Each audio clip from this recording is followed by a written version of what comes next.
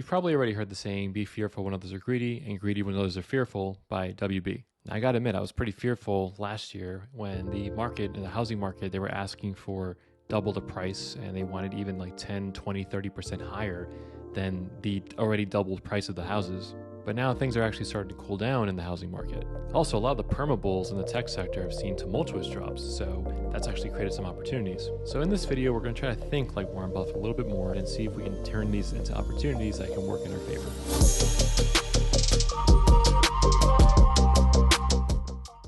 So are we in a recession right now, and what's going on with the market? Now, if you Google, are we in a recession, there's evidence for finding that we're in a recession. But you can also Google, are we not in a recession? And there's evidence for not being in a recession. Now, I think that a lot of this confusion stems from the fact that we got hit with a lot of inflation last year, and the Federal Reserve's decision to subsequently raise interest rates didn't help that. Raising interest rates kind of slows down the economy and it puts more pressure on businesses not to make risky decisions because it's more expensive to borrow money. This also affects housing buyers too, because if we can't get loans for houses, we're going to not really be able to afford as much house as we were able to before. And if spending starts to slow down, this affects the entire economy. And on top of that, we're seeing massive layoffs from some of the most respected companies in the world. Companies like Meta, Google, Microsoft, Snapchat, Twitter, and the list goes on. There's even more layoffs to this day.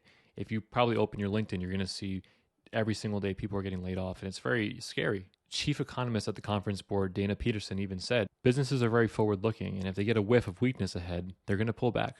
And while layoffs can be very swift, there are instances where companies are doing a little bit less on-the-nose type of methods. For example, Meta is giving a lot of thousands of subpar reviews for their employees.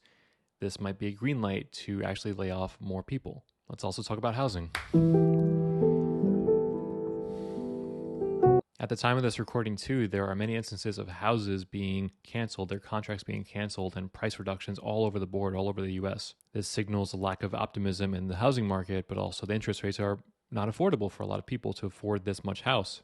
And I gotta say, it's very frustrating when you save your money for so long and interest rates keep on beating you up and you're getting less and less house for your money while your money starts to evaporate anyway because of inflation. There's also still fear of the future of where inflation is going to take us because, for example, on Friday, the S&P 500 probably fell because of speculations of how high interest will rise. It could rise back to 7% or higher. And there's also, on the flip side, if it goes down, there could be problems as well. Because if you think about it, if interest rates drop too far, for example, then the housing market's going to go on fire again. The biggest reason why is because we haven't solved the issue of inventory. There's more people looking for houses than there are houses available. Okay, so you might be thinking, why does all of this matter? Why are we talking about all this in depth? And the reason why is because it's clear there's a lot of uncertainty in the market. And when there's uncertainty, that begins to become fear. And when there's fear, that starts to cause drops. So in this case, WWWD. What would Warren Buffett do? I gotta admit, that sounded cooler when I was writing it, not when I actually said it. Anyway, it's important to remember that Warren Buffett's strategies are more so long-term. So if you think you're going to make money on this instantly, it's not really the style of trading that you're going to want to do. This is more investing. Warren Buffett's looking for those strong fundamentals, right? He wants to see good cash flow. He wants to see steady balance sheets. He wants to see, what else does he want to see?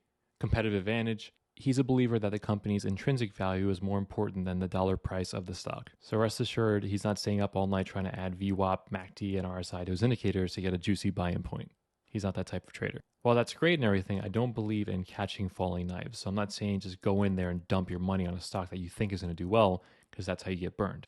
One area to look out for is try to look for companies that are making strides in new sectors or new markets. For example, one stock that I'm going to be buying in pieces at a time over time is Microsoft. And I know with inflation and layoffs and things like that, it makes it harder to kind of look at Microsoft or any tech companies right now. But they made a huge investment in AI, and that's something that I believe will be the future of the workforce. I really think AI is going to be integrated into a lot of different tools that these companies are using to make things faster and more efficient. So I want to be kind of early to invest in that.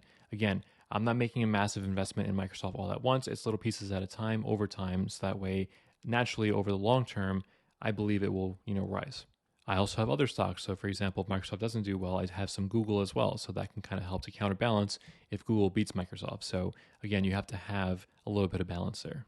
Now keep in mind too that the average bull market lasts around 9.1 years and it has an average cumulative total return of 480%. Now the average bear market period lasted 1.4 years and had an average loss of 41%. The biggest takeaway from this video is that wealth doesn't really happen overnight. It takes time to build up.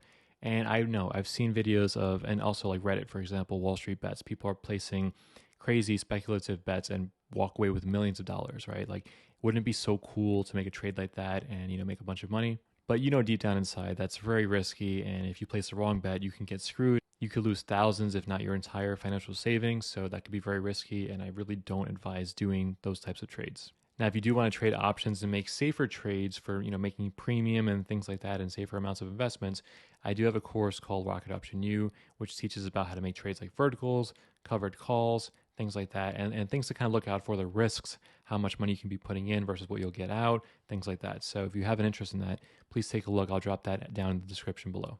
And again, investing should be done carefully. You don't want to dump all your money on one stock or even dump your entire bank account on a portfolio of stocks, because over time, let's say you buy 100 Microsoft and all of a sudden it drops like $20 tomorrow, then you're going to be out some money, right? And you're going to be tempted to either double down or to pull out early. I'd also love to know, how do you feel we're doing right now in the stock market? Drop a comment down below on what you're trading and what you're excited about. Good luck, be cautious, and always remember, keep on making great trades.